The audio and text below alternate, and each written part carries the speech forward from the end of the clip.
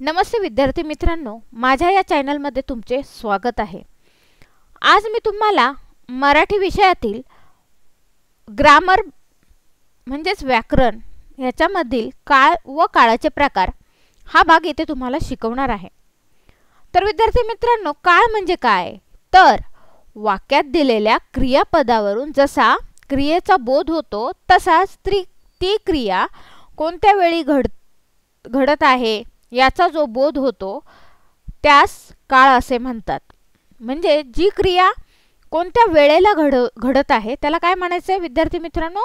काळ असं म्हणायचे। काळ वेळ त्याचा अर्थ होतो। काळ म्हणजे वेळ कोणती ठरती, नेमकी अचूक वेळ तुम्हाला समजते त्याच्यामधून। तर या काळाचे 3 प्रकार आहेत। मुख्य प्रकार किती आहेत विद्यार्थी मित्रांनो? 3 आहेत। तर पहिला आहे वर्तमान काळ, दुसरा आहे भूतकाळ, तिसरा आहे भविष्यकाळ। तर विद्यार्थी मित्रांनो, आपल्याला काळाचे मुख्य 3 प्रकार असतात। कोणते? वर्तमान काळ, भूतकाळ, भविष्यकाळ, बरोबर आहे। आणि या तिन्ही काळांचेही 4 उपप्रकार पडतात। ठीक आहे, लक्षात घ्यायचं आहे। मी खाली व्यवस्थित तुम्हाला चार्ट करून दिलेला आहे, तो एकदा व्यवस्थित पाहायचा आहे। त्यामध्ये आपण पहिलं पाहणार आहोत वर्तमान काळ। तर वर्तमान काळामध्ये 4 प्रकार पडतात, उपप्रकार म्हणायचा। काळाचे 3 मुख्य प्रकार आणि त्या 3 ह्याचे पण 4 उपप्रकार पडतात, हे लक्षात घ्यायचंय। त्याच्यामध्ये चुकायचं नाही, मी काय सांगते ते लक्ष देऊनच नीट व्यवस्थित ऐकायचंय। तर वर्तमान काळामध्ये पहिला उपप्रकार आहे साधा वर्तमान काळ, त्यानंतर दुसरा आहे पूर्ण वर्तमान काळ, ठीक आहे, तिसरा आहे अपूर्ण वर्तमान काळ, ठीक आहे, चौथा आहे रीतिवाचक वर्तमान काळ। ओके, हे 4 आधी पाठ करून ठेवायचे। हे सेम 4 तुम्हाला भूतकाळ आणि भविष्यकाळ याचे देखील तेच उपप्रकार आहेत, फक्त समोरचं तुम्हाला सेम लिहायचंय, साधा, पूर्ण, अपूर्ण, रीतिवाचक, पण पुढचं चेंज होणार। साधा भूतकाळ, पूर्ण भूतकाळ, अपूर्ण भूतकाळ, रीतिवाचक भूतकाळ। भविष्यकाळमध्ये कसं येणार मग?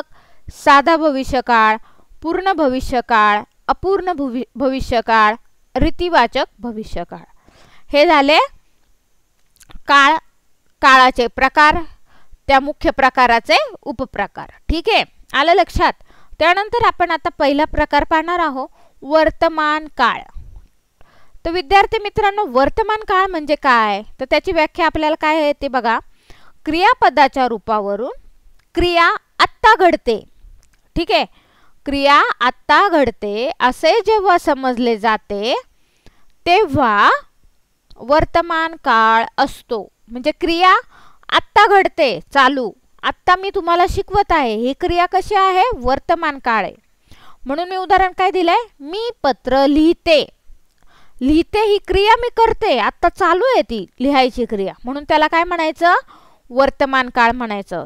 तुम्हाला पेपरमध्ये विचारलं जातं की मी पत्र लिहिते या वाक्यातील काळ ओळखा। लिहिते म्हणलं की डोळे झाकून वर्तमान काळ लिहायचा आहे। ठीक आहे विद्यार्थी मित्रांनो, आलं लक्षात? त्यानंतर आहे भूतकाळ। तर भूतकाळ कशाला म्हणायचं?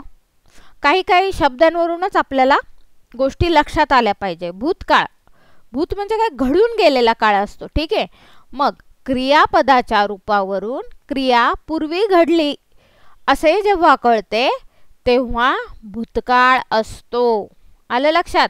क्रियापदाच्या रूपावरून क्रिया पूर्वी घडलेली आहे, पूर्वीला मी एकेरी अवतरण चिन्ह केले, त्याच्यावर जोर दिलाय, ते लक्षात ठेवायचंय, पूर्वी घडलेली असते। हे जेव्हा कळते तेव्हा कोणता काळ होतो? भूतकाळ होतो। ती खेळली म्हणजे तिचं खेळून झालंय। म्हणजे समजा जाता बघा, राम काल खेळत होता, ठीक आहे, हे झालं भूतकाळ। त्यानंतर आहे भविष्यकाळ। भविष्यकाळामध्ये क्रिया पुढे घडेल, घडली का? घडली असेल, चालू घडत असेल तर वर्तमान काळ, घडून गेली असेल तर भूतकाळ। आणि भविष्यकाळामध्ये क्रिया पुढे घडेल असे कळते तेव्हा तो असतो भविष्यकाळ। मी गावाला जाईल, हा काय झाला? भविष्यकाळ झाला. मग आता थोडक्यात काय, तुम्हाला भूतकाळ, वर्तमान काळ आणि भविष्यकाळ हे जरी पेपरमध्ये आले तर तुम्हाला ओळखता येईल. ठीक आहे.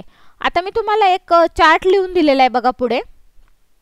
वर्तमान काळ, भूतकाळ आणि भविष्यकाळ हे मुख्य प्रकार आहेत आणि त्याचे मी साईडला सेमच असतात म्हणून एकदाच लिहून काढलेले. साधा वर्तमान काळ, पूर्ण वर्तमान काळ, अपूर्ण वर्तमान काळ आणि रीतिवाचक. तर साध्यामध्ये क्रियापद जातो हा असतो. वर्तमान काळ जातो, जायची त्याची क्रिया चालू आहे, बरोबर.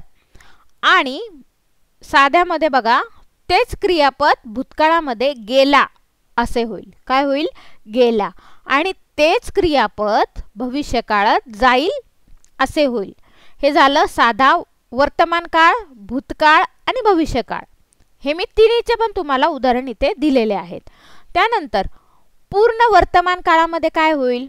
पूर्ण तर गेलो आहे. ठीक आहे. आणि तोच पूर्ण भूतकाळ होईल गेलो होतो. भविष्यकाळ होईल गेलो असेल. हा कोणता झाला? पूर्ण भविष्यकाळ. त्यानंतर तिसरा आहे अपूर्ण वर्तमान काळ. बघा काय होतंय, जात आहे. क्रियापद काय आहे? जात आहे. मग भूतकाळामध्ये काय होणार? जात होतो. मग त्यानंतर काय येणार? जात असेल. ठीक आहे. त्यानंतरचा आहे रीतिवाचक. वर्तमान काळामध्ये काय येणार? क्रियापद जात असतो. भविष्य काळामध्ये काय होईल? रीतिवाचक जात असे. आणि भविष्यकाळ रीतीमध्ये काय होणार? जात असेन. बघितलं? असतो, असे, असेन. ठीक आहे.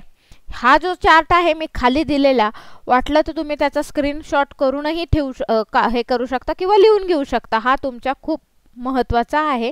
तर विद्यार्थी मित्रांनो, आज आपण या भागामध्ये काळ व काळाचे प्रकार पाहिले आहे आणि त्या प्रकाराचेही उपप्रकार मी तुम्हाला समजून सांगितले आहे.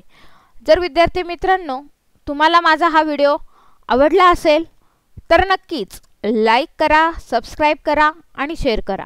धन्यवाद.